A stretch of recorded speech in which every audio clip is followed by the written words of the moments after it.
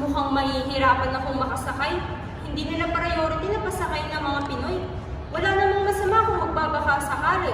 Sa itsura ng suot ko, baka mapagkamalan akong katutubo sa lugar na ito na gusto na rin lumikas. Teka, baka mas papayagan ako kung mapagkakamalan akong dayo. Hindi ko naman kasi maintindihan kung bakit sinakop-sakop ng mga Amerikano ang Afghanistan. Tapos ngayon, iiwan din nila. Kaya nga ako nag-apply ng domestic helper dito. Dahil ang buong akala ko, nung napaalis na nila ang Taliban, mga Amerikano na magpapatakbo ng gobyerno dito, mga ngailangan ng katulong. Pero nung Taliban pang nasa kapangyarihan, walang papel ang kababaihan sa lipunan. Muling babalik ang ganong pamamalakad. Sir! Pwede ba akong makisakay? Ay, kano nga pala kausap ko. Can I ride? Ride in the airplane? Yes, sir! I have a passport. Wait.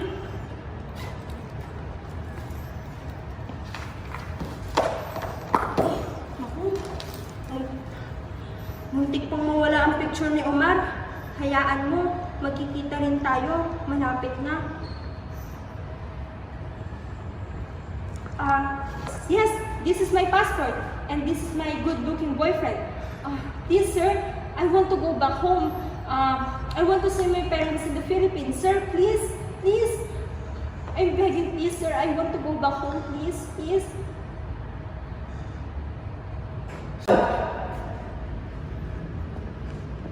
Inay, mahina ang signal. Mahirap kumalat ng signal. Dito lang po sa isang sulok ng kwarto may signal. Nagsisiarin sa nga po ng mga Amerikano. Pinapasok na ng mga Taliban ng siyudad. Wala po kayong dapat ipangamba. Mukhang kapwa nila mga Afghanistan ang pinagbuhuli. Yun po bang sumusuporta sa dating gobyerno? Yung sabi kakampero po ng mga Amerikano. Siguro naman, hindi nila ako huhulihin. Sa itsura pa lamang, hindi na ako mukhang Amerikano. Hindi rin mukhang Afghan. Kayo dyan, Nay. Kamusta kayo? Ganun po ba? Lumalala na ang sakit ni Itay? Sabihan niyo po si Itay na huwag makalimot ng kanyang maintenance na gamot. Kung kakayanin po, sige. Hindi na po muna ako uuwi din sa atin. Pero Nay, mukhang kailangan ko pong maghanap ng trabaho sa kalapit na bansa. Yung trabaho po ba nangangailangan ng domestic helper? Para may sahurin ako at makapagpadala ko ng pera dyan sa Pilipinas. Huwag niyo akong alalahanin. Nay, matanong ko po si Omar. Napapadaan ba rin si Omar? Ilang buwan na rin, Inay, hala, naputol na ang connection. Sino yan? Baka si Minerva. Parang tangi. Nakabubulabog na naman ang katok. Akala mo walang kapitbahay. Sa bagay, maraming nang naunang lumikas. Ano ba, Minerva? What is your name? My name is Pinay. What can I do for you? I work as a domestic helper. I stay here in this room with 2 other Filipinas. If you don't want to get hurt, just come with us. Why? Where will you bring me? I work as a domestic helper. I have nothing to do with your previous American sponsored government. I was just hired to work. This is my passport.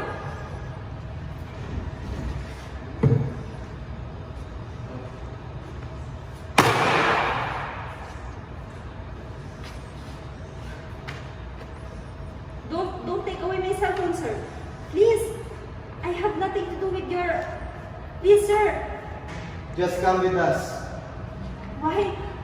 I have said I have nothing to do. I work as a domestic helper. Please. Kanina ka pa ba? Hindi naman, Omar. Kaya lang, maraming oras kung pagkikita natin. May klase pa ako. Ako rin naman. Lumiban lang muna sa klase para makapagkita sa iyong Pinay. Ayaw mo ata. Hindi naman sa ganun. Mamaya a-attend ako ng klase. Sa gabi na lamang tayo pwedeng mag-usap. Paano ka uuwi?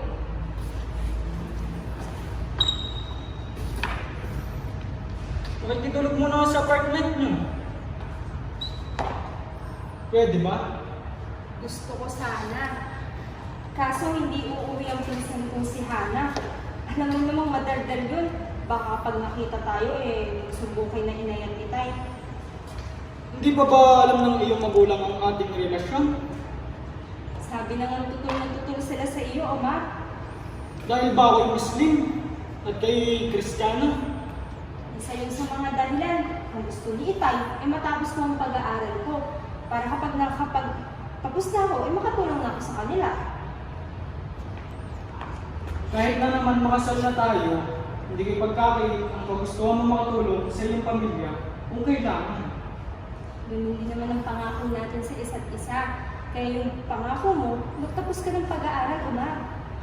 Ganun naman ang pangako natin sa isa't isa. Bubuo tayo ng isang pamilyang ligtas. Paano naman mangyayari yun? Magulo sa lugar natin. Wala tigil ang bakbakan ng mga sundalo at rebelde ay. Ilisanin natin ang lugar. Maninirahan tayo sa syudad. Paano naman yung mga kababayan natin sa kanayunan? Sa rural areas? Pababayaan natin? Hindi naman ibig sabihin, lumisan tayo sa lugar, makakalimutan na natin sila. Baka naman pangarap mo pa rin maging madre, Pinay, gaya nung kinukwento mo sa akin ng bata ka pa. Malaki lamang ang naging impluwensya sa akin ng mga Canossian sister. Sa kindergarten, nagkanos na ako. Sa elementarya at high school, naging malapit sa puso ko ang isang gurong naging Canossian sister. Kaya hindi mawala sa isipan ko ang makatulong sa mga mahihirap. Ako rin naman, malapit sa puso ko ang ganong kagustuhan makatulong sa mga kababayang mahihirap. Maaaring may iba't ibang paraan paano makatulong sa kanila. Gaya ng binabanggit mo yung mga pinsan mo na nagkaya sumama sa mga rebelde.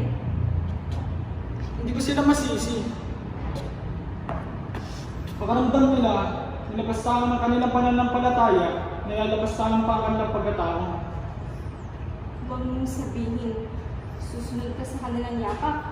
Omar, paano ang ating mga pangarap? Ang sabi ko, magtatapos muna tayo. At saka, hihingin ko ang kamay mo sa iyong mga magulang. Saan naman tayo magpapakasal? Sa dalawang relihiyon, sa loob ng simbahan at sa loob ng moske. Saksi ang buong barangay. Ikaw talaga, maraming kalokohan. Aray ko po, aray! Hinahaman mo ako, ay! Pinay, ha? Tinatawanan mo pa ako. Eh?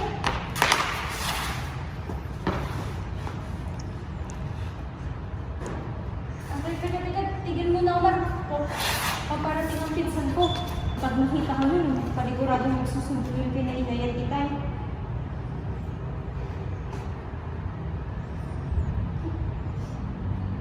Magtago para hindi ka nila mahuli bilis. Inay, Kissy, pinatungkot ka yata. Nakabalik na ba ako sa Pilipinas? Nasa atrasan ka pa rin. Nasa kulungan ng mga Taliban. Sino ka? Katulad mo. Hinuli din ako ng mga Taliban at tinagay dito sa bilangguan. Dati, mga kumakalaban lamang ng mga Taliban ang kinukulong dito. Ngayon, mga bihag na ng mga Taliban. Pinay ka? Nagtatrabaho rin bilang domestic helper? Pinay ako, pero hindi ako domestic helper. Empleyado ako ng Philippine Embassy. Pinuntahan ko ang mga Pilipino sa labas ng syudad para abisuhan na lumikas na. Pero pabalik, hindi na nakaabot. Ayun, yung sinasakyan namin, pinatigil dun sa may checkpoint. Kaya ito, pinagdadampot na kami. Eh, ikaw pala, nakarehistro ka na ba sa embahada? Oo naman. Mindanao po ako. Isang dating guro na nagpasyang mamasukan dito bilang isang domestic helper. May iniinda na naman kayo. Masakit na naman ang iyong likod. Sabi na nga po huwag magpapagod. Ang ibang gawaing bahay, pagawa niyo na lang po kay Bunso. Eh, marami nang gawain sa school si Bunso. Yung kapatid mong isa pa, siya nag-aasikaso sa ama mo. May iba pa naman po akong kapatid na makakatulong inay. Eh, madalas sinasama ng tiyahin mo sa palengke. Ang pinoproblema ko ay yung lumalaking gastusin sa bahay. Kulang ng pambili ng gamot ang itay mo. Sa katapusan po, mag-aabot ako para sa gastusin. Isang linggo pa yan eh. Baka naman pwede kang bumalik sa iyong school. Hindi ko pa po tapos hulugan yung inutang ko nung nakaraang buwan. Hindi po ako papayagan. Hanggang pagiging guro ka na lamang ba, anak? Paano madadagdagan ang kinikita mo? Baka po kapag naging principal ako o head teacher, madagdagan po ang sahod. Ang ibig kong sabihin, baka may papapasukan kang iba. Tingnan mo mga pinsan mo, hindi nga natapos ang pagkakolehiyo kapag tatrabaho na sa abroad. Meron nasa Hong Kong, meron nasa Saudi. Bakit hindi mo subukan, anak? Sige po, magtatanong-tanong po muna ako kung may mapapasukan po. Bekya! Ano ka ba naman? Ano naman po sinasabi mo kay nanay na yung ibang kababata natin ay nakapagtrabaho na sa abroad? Eh kung hindi ikaw, eh sino? Alam mo naman yan ang last option ko, di ba? Ang makapagtrabaho sa abroad. Ha? Ano? Naghahanap ng domestic helper? Eh kaya nga ako nagsumikap na matapos yung kurso ko sa education para maging isang teacher o principal at hindi maging isang kasambahay. Ano? Mataas ang sweldo? 4 na beses ang laki ng sweldo ko kaysa sa pagiging guro ko dito sa Pilipinas? Eh sino naman magiging amo ko? Arabo? Afgan? Eh di ba magulo sa Afghanistan? Hawak ng mga Amerikano ang Afghanistan. Pero paano kung bumalik ang mga Taliban? Ewan ko, sige, pag-iisipan ko. Basta, huwag mo na ulit susunod sa inay at itay, ha? Panigurado hindi papayag si Uma. Matawagan mo na. Yan nga lamang ang mga Pilipino na nakarating dito para magtrabaho. Karamihan, puro babae bilang domestic helper. Sa tingin ko nga, nabibilang ko sa aking mga kamay ang mga lalaking nakapunta sa bayang ito. Yung iba, nagiging bahagi ng US Air Force. Pero, meron din namang nagiging empleyado ng embahada. We're a Filipino. We're in the Philippines. A graduate of what course and what college? What is your business here in this country? So you're doing a research. But why here? Don't you know that this is one of the most dangerous countries in the world? Well, if you're going to stay in the cities, no problem. But don't try to go into the remote areas. Maraming Taliban. Pag nahuli ka, baka hindi ka na makabalik.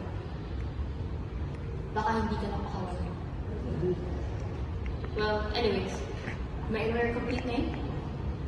Ang jowa ko gusto na rin umalis na ng aming lugar. Nilipat ng ibang probinsya para doon daw kami bumuo ng isang pamilya. Ayaw ng jowa ko na magtrabaho sa abroad. Sa katunayan, tutulong jowa ko na yun na magtrabaho rin ako sa ibang bansa. May inilala ko saan trabaho ang uncle ko. Eh di, sunggaban mo na. Para may ipapadala kang pera sa mga magulang mo. Ayoko malayo sa iyo. Ano ka ba naman? Baka sa kabilang bayan lamang inaanak ng trabaho. Eh di lingkuhan ang pagkikita natin. Kapag tinanggap ko ang trabaho, taunan bago tayo magkita, Pinay. Ayoko magtrabaho sa Canada. Magtsatsaga na ako maghanap ng trabaho dito sa Pilipinas. Ang sweet naman ng nobyo ko. Eh, paano kung ako na lang ang magtrabaho sa ibang bansa? Walang araw na hindi kita tatawagan, Omar. Palagi kitang tatawagan.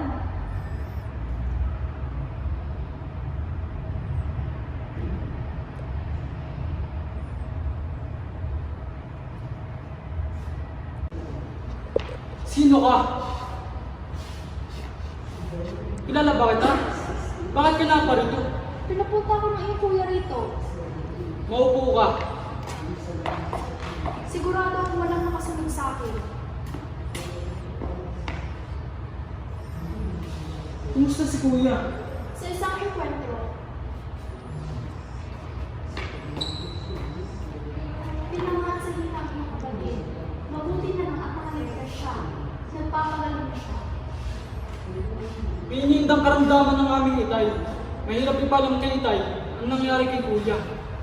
Alam naman ng iyong itay na sumamig sa mga rebelde ang iyong kuya. Hindi niya tanggap. Ikaw naman ang aking sadya sa aking pagparito. Hindi ba mapanganib makapagkita kay kuya? Titiyakin namin ang iyong seguridad kung magtitiwala ka. Eh, dapat ba akong dalhin? Wala naman. Basta magsuot ka lamang ng damit na hindi ka pansin-pansin. Magtakda tayo ng oras kung kailan kayo makikita ni iyong kuya.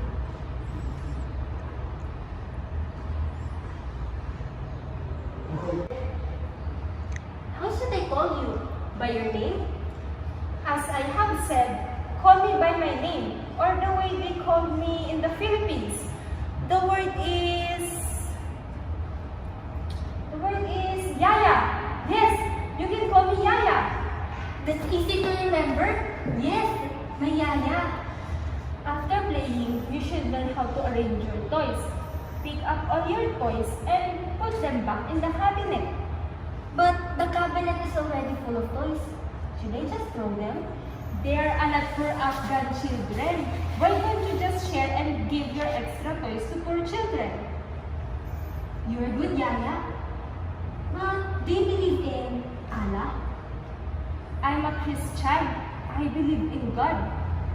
When I was young, when I was at your age, I learned a lot about Saint Magdalene of Canosa. As I grew older, I embraced the value of helping poor people and of doing charity works. My dad said, many of the poor people here support the Taliban. The Taliban wants to clear our country from foreigners. But your mother said to me that women are not allowed to go to work like men. Women are not allowed to go to school. That's why maybe my mom is against the return of the Taliban. Yaya, do you also have rebel groups in your country? Yes, they are. And most of them belong to the poor people in the community.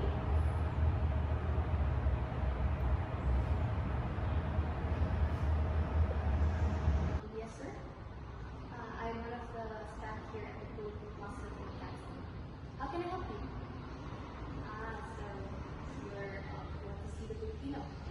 He's currently doing his research in California. You can find him? Well, sir, I believe that he must be finished with his research now. We'll try to see what we can do. We'll try to contact his family, and then we'll get back to you. Simula nun, wala na akong nakuhang balita sa Pilipinas din nakarating ng Afghanistan. Hindi ko nga rin alam kung isa siya sa mga nababalita ang mga rebeldeng Pilipino na nagpunta dito para mag-training sa mga Taliban. Eh, kung yun ang jowa mo, matutuwa ka ba? Matutuwa ako na muli kami magkikita kahit dito. Pero hindi ko yata kakayanin kung malaman ko na isa siya sa mga Taliban. Isa siya sa mga nagtitraining sa Taliban. Sino ka, Ginoo? Bakit mo ko hinahanap? Nakikilala mo po ba ako? Omar? Pinay!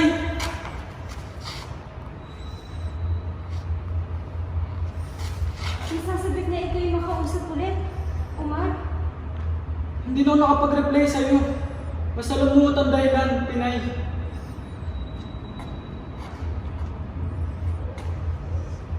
Isa ka na bang rebelde? Saka na natin pag-usapan. Ang mahalaga, may takas kita. Makabalik ng Pilipinas. Paano ang ating pag-iibigan? Paano tayo bubuo ng isang buong pamilya? Itatakas kita, Pinay. Saksi si Allah. Mahal na mahal kita, Pinay. Mahal na mahal din kita, Omar. Saksi ang Diyos pati sa Santa Magdalena. Itatakas kita! Itatakas kita!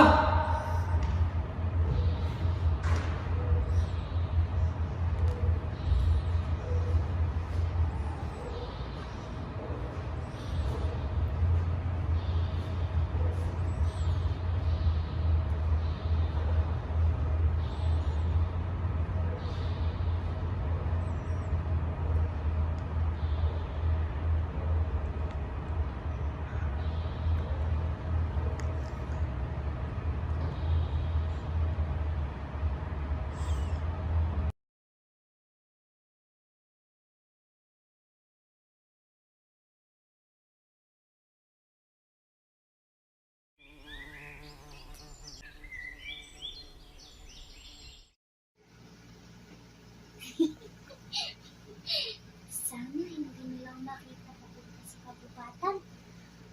Lalo na si Inay.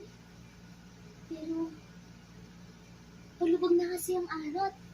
Magandang tanawin doon. Ne! Nene!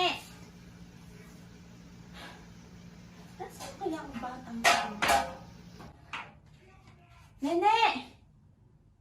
Ay naku, malilintikan ka talaga sa akin.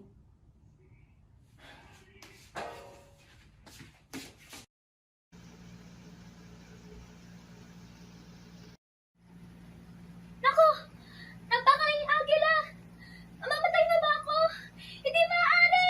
Ah!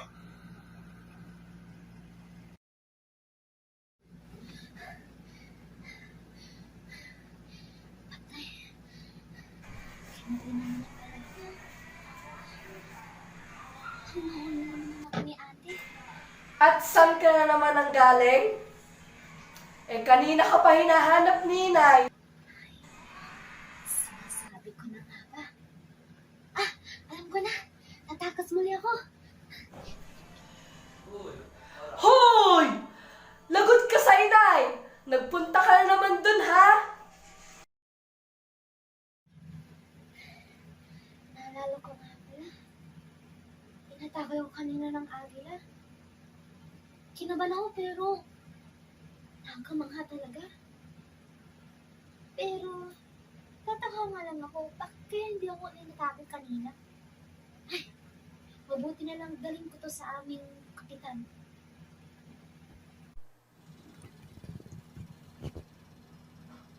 Saan mo ito nakuha? Sa kagubatan ko. Kamuntikan mo ako atake ng agila. Ikaw talagang bata ka. May nangyari pa sa iyo? May masakit pa sa iyo? May sugat ka ba?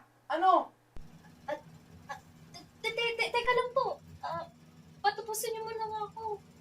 Yun nga po. Kamuntikan nga po atake pero tumapo lang naman sa aking baliko. Kamangha nga po eh. Ano ka mo? Hindi ka tinuloy yung inatake? Paanong ikaw ay merong regalo? Mahalagang regalo. Talaga po ba? Ano po yun? Hindi mo pa maintindihan ngayon. Ngunit sa iyong paglaki at pagtanda ay maunawaan mo. Tara, dito kayo. Kumusta ka na? Tara dito. Mabuti naman. Mang Tonyo, the leader of my favorite tribe. Long time no see. I see that you are having a great time today. I do not want to interrupt you, but I have no choice. It's time. Anong sinasabi mo? Ano ibig sabihin ng pagdalaw ninyo dito? You sold this land to us. Binenta? Kahit kailan na hindi ko bibenta ang aming lupain. Nah. You actually did it. Look here.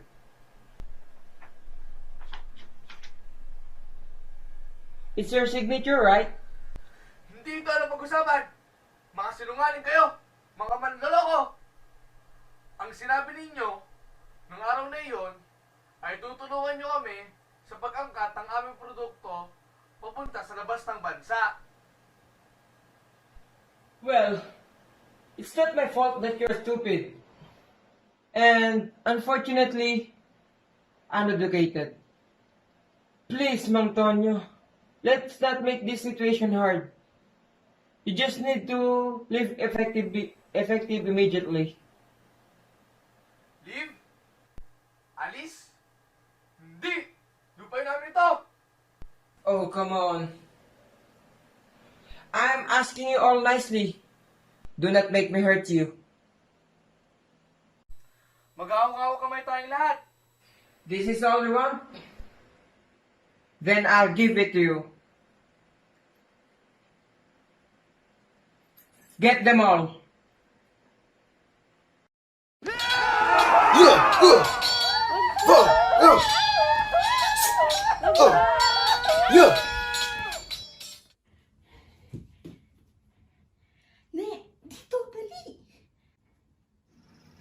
Ina! Bakit po? Ano pa nangyayari? Walang aalis. Dito lang kayo hanggat wala akong sinasabi. Saglit lamang. Aking isasara ang pintuan. Sige po, ina.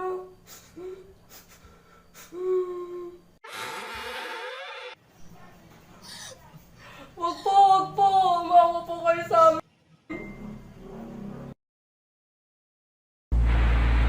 Ano, boss? Nakapili ka na ba? Kailangan nila ng isa ngayong gabi. Ito. Kunin ang batang to.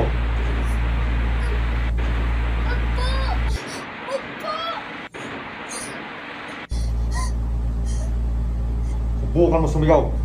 Ipabon ko sa iyo yung balat.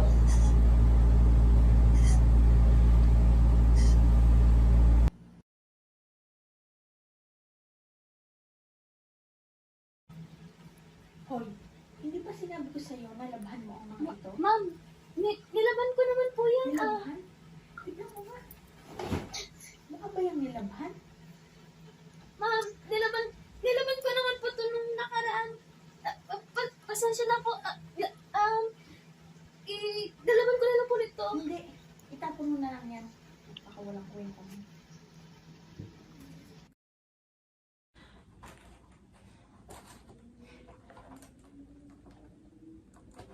Bakita!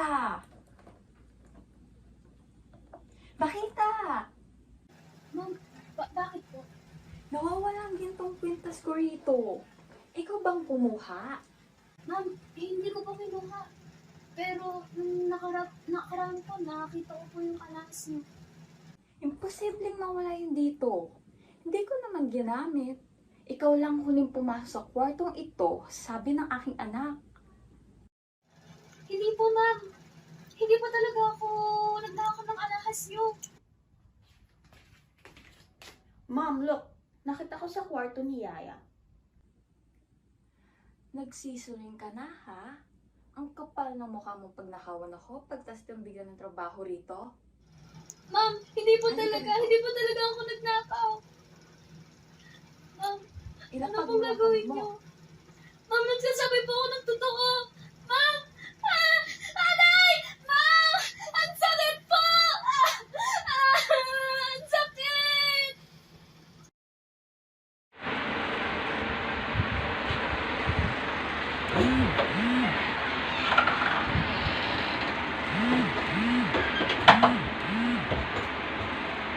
Maupo ka. Anong gusto mong inumin? Kahit tubig lang, sasapat na. Bakita! Ikuha mo ng tubig ang bisita, tapos sa akin ay kape.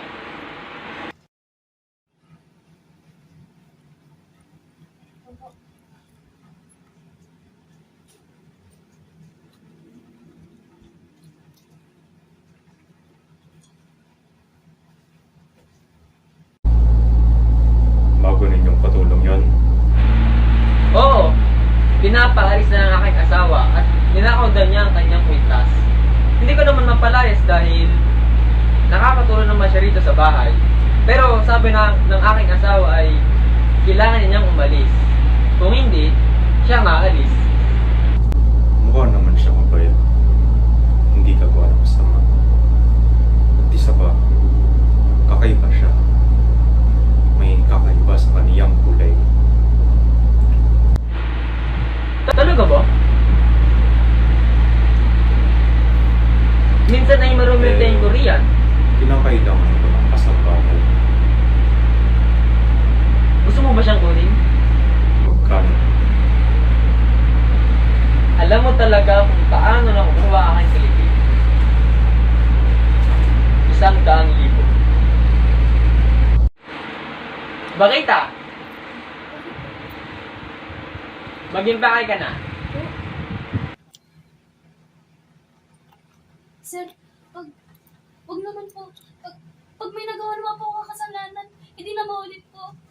Huwag niyo naman po ako pabigay. Hindi ko na maulit po yung kasalanan ko. Gagawin ko po lahat ng, lahat ng Magtigil! Ang ibig kong sabihin ay magkakaroon ka na ng bagong mukha mo. Kung nga pala, ang isa sa mga matalik ni Don Mariano, ako ang magiging bagong amo mo. Pero, huwag kang mag-alala. Hindi naman kita isasaktan.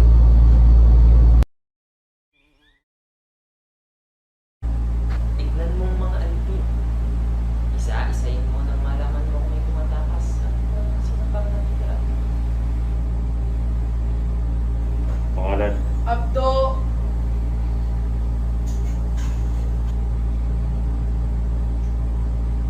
pangalan.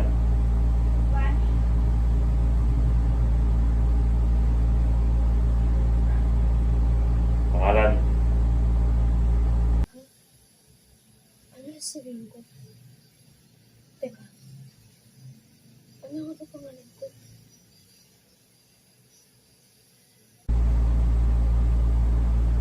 Pangalan sabi eh. Hindi ko ba nakakaintindi? Sadyang wala ka pa talagang pangalan. Ni kami ay hindi alam ang pangalan niya. Ah, ganun pala. Eh, tatawagin na lang namin Pakita. Total, sinuswerte ka naman.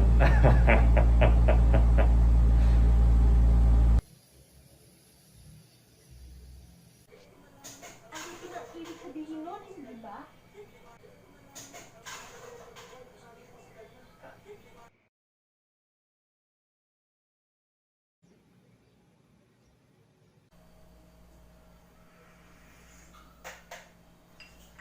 Ang tamad-tamad naman! Pagpatuloy mo nga yung pag-uulis mo dyan!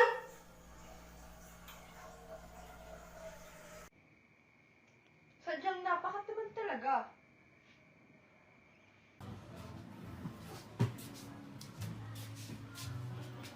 Magandang umaga po. Dala ko na po ang mga gamit. Nandiyan ka na pala. Ayan na! Bakita! Bakit po? Lumapit ka dito! Ngayon na! Opo, dyan na po.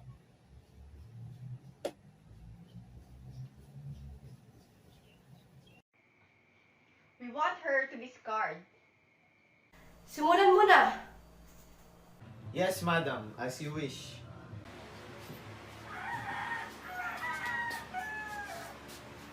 Dito ko maupo.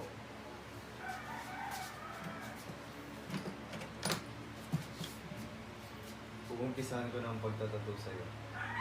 Ano pa gagawin mo dyan? Paano? Ano pa gagawin mo dyan?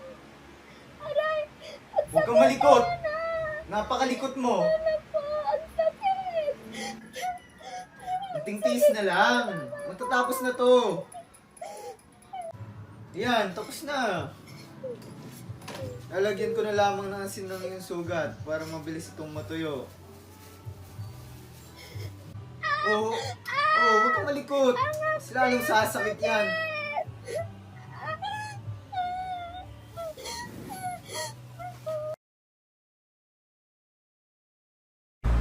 Ito na nga palang binibili mong katulong. Si Bakita. Maraming salamat at mabilis siyang nahihatid dito. Nagagalak akong makilala ka. Iyong aalagaan ng aking anak na si Mimina. Tiyak kang magugustuhan ka niya.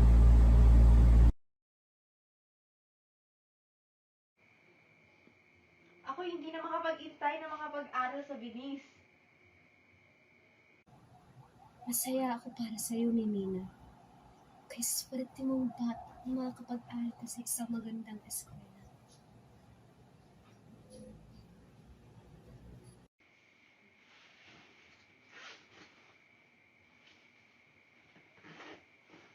Halis na kami, Tay. Arrivederci! Oo siya. Kayong mag-iingat palagi.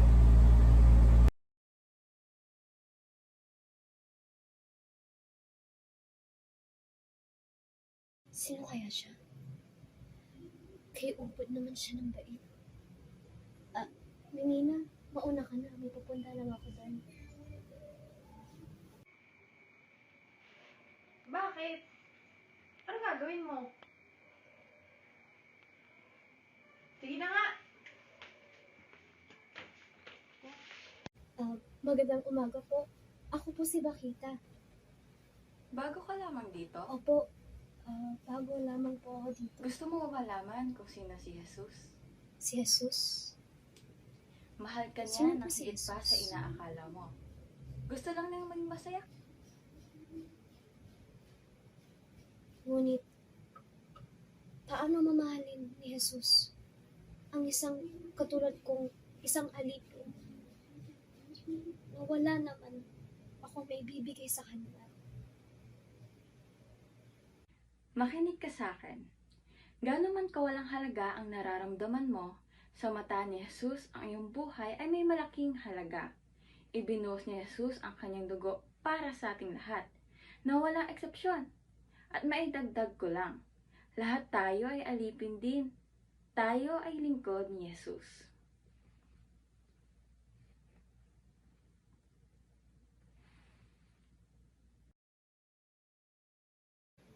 Kalooban ng Diyos na maging malaya ako.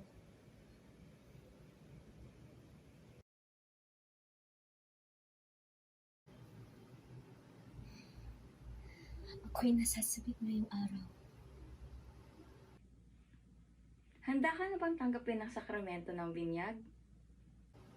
Oo naman, handang-handa na. Maaari mo ba ako samahan sa lugar ng binyagan? Ito'y aking ikagalak na samahan ka. Anak ko, tanggapin mo ang iyong mga panatang na walang ibig ni Jesus. Mahal ka ni Jesus at ibigin siya bilang kapatid.